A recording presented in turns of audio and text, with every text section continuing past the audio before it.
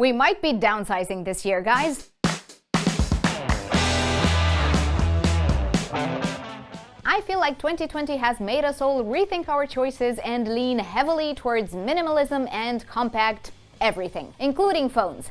That's why Asus Zenfone 8 will be nothing like you expect. For starters, the company's got a pretty good idea of how much you loved their flip camera phones. I mean, I remember reading all your comments about the 7, and guys, I flipped. So much support! Obviously, that's something Asus's team realized on their own too, and is planning to give you 3 options this year. 3 Zenfone 8 phones to choose from. A Pro, possibly a Vanilla, and a Mini. Well, they called it compact, but let's go with Mini. And you know what?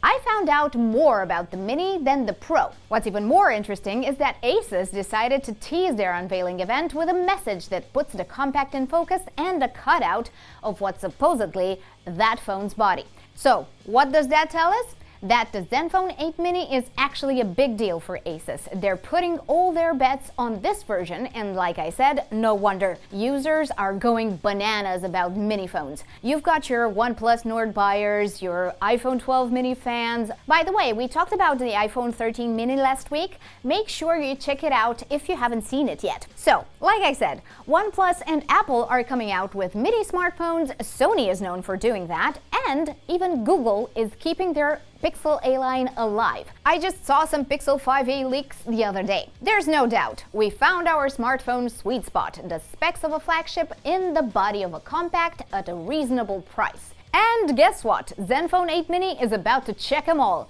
Really, Asus could sell this year an all-around better Zenfone than last year's, and that's quite the feat, as you all know. How are they planning to do that? From what I can tell, it's all about cutting down the excess and adding performance on top. So, Zenfone 8 Mini is gonna go from the 6.6 inch-ish something to a 5.9 inch size. That's roughly how much an iPhone 12 measures, so a bit bigger than the iPhone 12 Mini. But Zenfone 8 will be slightly smaller than the Pixel 5a, so there's that. The screen is gonna be OLED for sure, with, wait for it, a 120Hz refresh rate.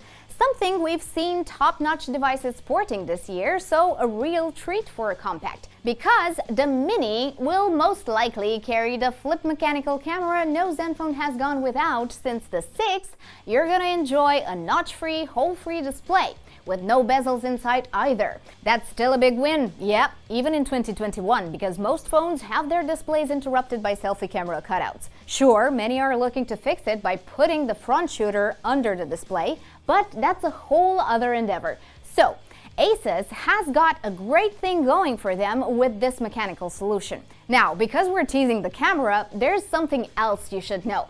There's a big chance that this Mini will get major applause for one thing: Sony's IMX663 sensor, one that's not out yet, so it could make this compact Zenfone 8 the first to sport it. This one's joined by a 64-megapixel Sony IMX686, which is likely gonna serve at the main camera. Are we looking at a triple camera? Or a quad like the Zenfone 8 Pro is about to be?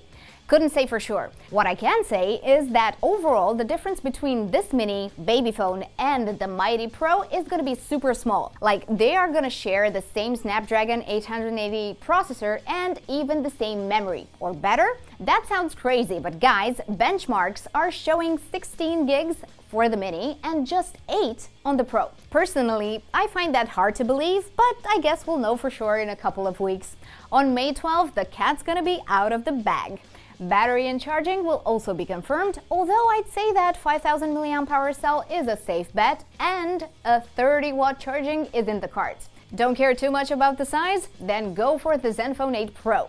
Okay, so what are we thinking here? $700, $800? I don't think Asus is gonna shoot for more given the situation we're still struggling with. Plus, most phone makers have cut their prices knowing that, okay, yeah, phones are important, but man, how can priorities change when the world's on fire? How do you feel about the Zenfone 8? Could this phone become the best Mini around? Best compact Android of 2021?